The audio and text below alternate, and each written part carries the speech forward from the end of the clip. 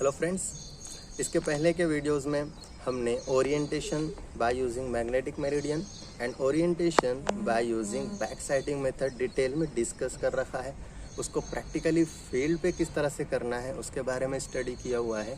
आज के इस वीडियो में हम डिस्कस करेंगे कि orientation by using magnetic meridian method and orientation by using line of back side by using back sighting method, इन दोनों मेथड की सुटेबिलिटी क्या है।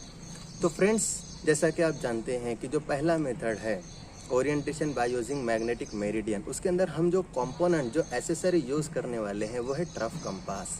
और ट्रफ कंपास का बेसिक फंक्शन, जिस कंपोनेंट पे ट्रफ कंपास काम करता है वो है मैग्नेटिक नीडल। नीडल है जिस पर मैग्नेट लगा हुआ है, और मैग्नेट जिसके बारे में हम जानते हैं कि जो फ्रीली अगर सस्पेंड हो तो नॉर्थ साउथ डायरेक्शन शो करता है।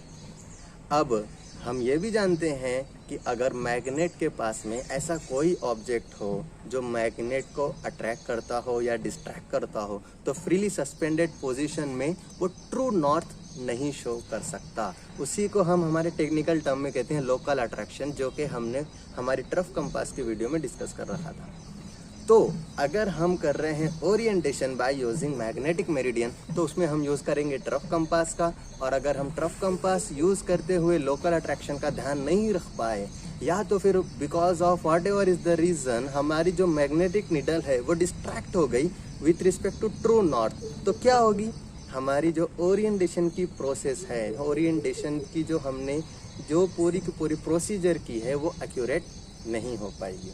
इसीलिए अगर ऐसा एरिया है कि जो स्मॉल है, जहाँ पर लोकल अट्रैक्शन का ज़्यादा लोकल अट्रैक्शन होने की ज़्यादा पॉसिबिलिटी नहीं है, या तो फिर लोकल अट्रैक्शन अगर हुआ तो उसकी वजह से जो एरर्स होंगे वो हमारे लिए उतने ज़्यादा इम्पोर्टेंस के नहीं है, तो ऐसे सिचुएशन में हम orientation by using magnetic meridian कर सकते हैं। और जो दूसरी मेथड है हमारी orientation by using back sighting method, इस मेथड में हम जानते हैं कि प्लेन टेबल की जो एसेसरी हमारी यूज़ होने वाली है वो एसेसरी है प्लेन एलिडेड, जिसमें कोई मैग्नेट नहीं होता, कुछ नहीं होता।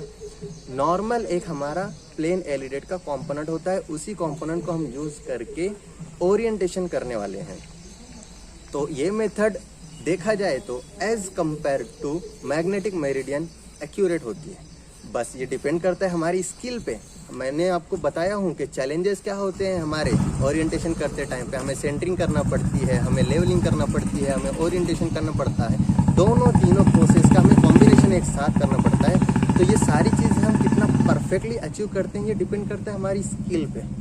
लेकिन अगर इंस्ट्रूमेंट्स के हिसाब से देखा जाए तो ट्रफ कंपास और एलिडेड, इन दोनों में से ऐसा इंस्ट्रूमेंट जो हमें ज़्यादा एक्यूरेट रिजल्ट दे सकता है वो है हमारा प्लेन एलिडेड।